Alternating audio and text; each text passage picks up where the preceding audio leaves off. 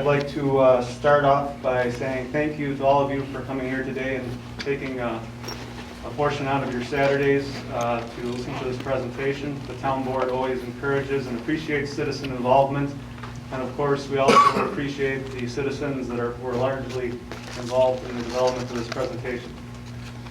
So with that, I'd like to use this as an opportunity while you're all here to provide clarification of where your town board stands on any proposed CAFO operation that may potentially impact our town.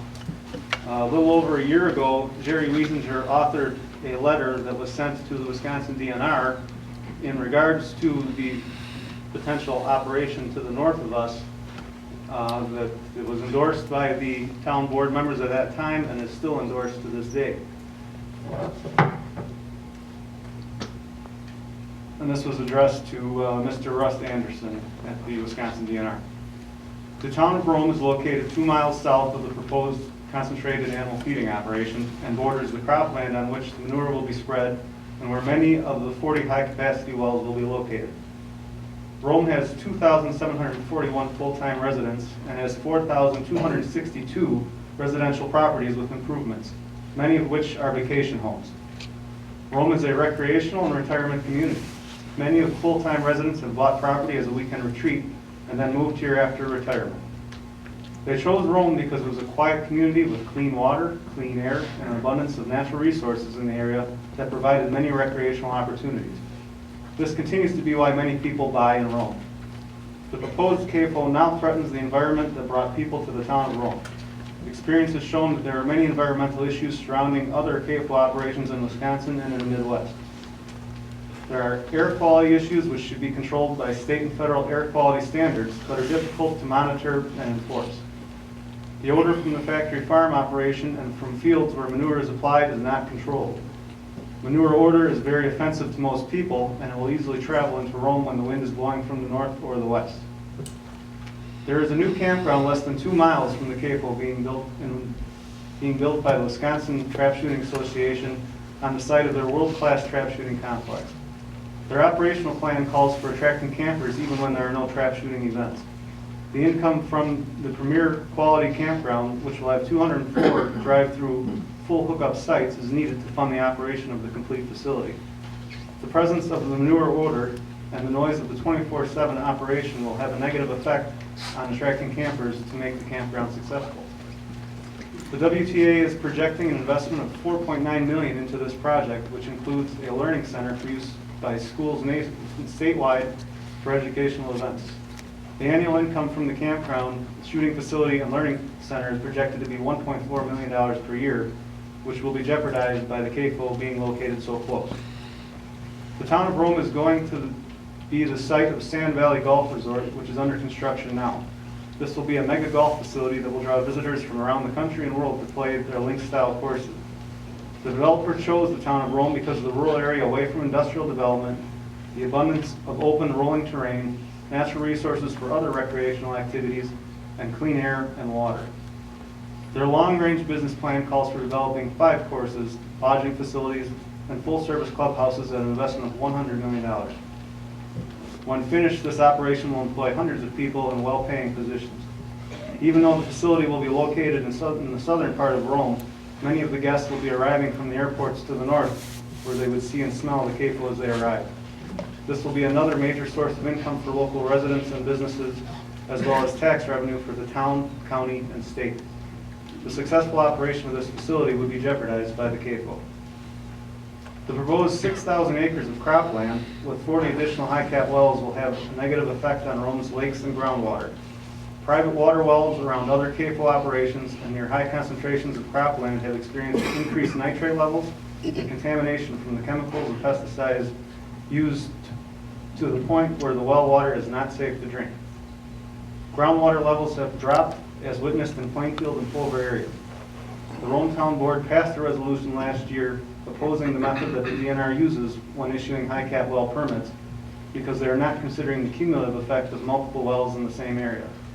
This was forwarded to the governor and state officials with no response. There are about 3,500 private wells in Rome, with 1,500 located within a 3-mile radius of the proposed high-cap wells. In addition, the Rome Water Utility serves 1,300 customers in the Lake Camelot area from their wells located 2.3 miles from the proposed high-cap wells. Engineered studies have shown that there is a 3-mile cone of depression of groundwater levels around each high-cap well. Many of the 1,500 private well owners stand a good chance of having their wells contaminated and or dried up when the groundwater levels drop. They would then have to drill deeper wells and or purchase expensive filtration equipment to have safe drinking water. The cost to each property owner could be $3,000 to $5,000 or more. This could easily have a cost of $4.5 to $7.5 million to town residents within the 3-mile radius of high-cap wells. The nitrate contamination would go beyond the 3-mile radius, which would affect even more wells. The same issues will threaten the Rome Water Utility wells. In 1995, the water utility found that 2 wells were contaminated with nitrates from the agricultural area east of Rome, resulting in the wells being taken out of service. A new well had to be drilled at a cost of $600,000. Since 2006, another new well was drilled and the filtration equipment updated at a cost of $1.6 million. If the water utility's current wells become contaminated with nitrates, the cost of the necessary filtration equipment will be over $2 million. Plus, the waste disposal for the nitrate residue would be about $40,000 per month or $480,000 per year. These costs would need to be charged back to the water utility customers. In addition, the air quality and groundwater issues, some town Rome residents will have to contend with additional noise from the factory 24/7 operation and the additional 24/7 truck traffic through Rome. Rome would no longer be a quiet place to live. A number of residents have already stated that if this CAFO is allowed, they will be selling their property, as they did not move to Rome to live under these conditions. They want to sell their property before the value of Rome property drops as a result of the CAFO. Residential property in the northern part of Rome will see the greatest impact. There are numerous papers written documenting that the value of residential property within 3 miles of the CAFO declines. Some places have been as much as 30%. As more properties are put on the market, all town property values will be affected. There will be fewer buyers that will want to buy in Rome and put up with the air, water, and noise issues. When the supply exceeds the demand, property values drop. A good example of this was when the town's residential properties dropped $190.4 million, or 26%, from 2009 to 2013. This was because there were a lot of properties on the market and nobody was buying. This will happen again if the environment that brings people to Rome is compromised by air, water, and noise issues. The 2014 assessed value of residential property in Rome is $574.4 million. Even at a modest 5% decrease in value would be $28.7 million lost. A 10% decline would be a $57.4 million loss. Rome expects to see very little additional revenue from the CAFO, and the 25 farmhand employees that the CAFO will employ, so the economic impact to the town of Rome will be all negative. When you look at all of the factors, this could easily be over $50 million when you factor in the loss to the tourism industry, to businesses, both local and county-wide, to the construction industry, and less jobs available. How will the town of Rome, Adams County, and the residents be compensated for that loss? In conclusion, this CAFO is proposed to be located in the middle of 2 residential communities. This is the worst possible location for this kind of operation. Consideration needs to be given to the fact that a private party wants to make a huge profit at the expense of town residents, both in Saratoga and Rome. There are areas in central Wisconsin where there is open land with very few residents per square mile and located many miles away from residential communities. If this type of operation is going to be permitted, that is where it should be located, not in Saratoga. We agree that the agricultural and dairy industries are a vital part of Wisconsin's economy, but the tourism and recreation industries also contribute many dollars to the economy. There needs to be a compromise reached to share and preserve our natural resources.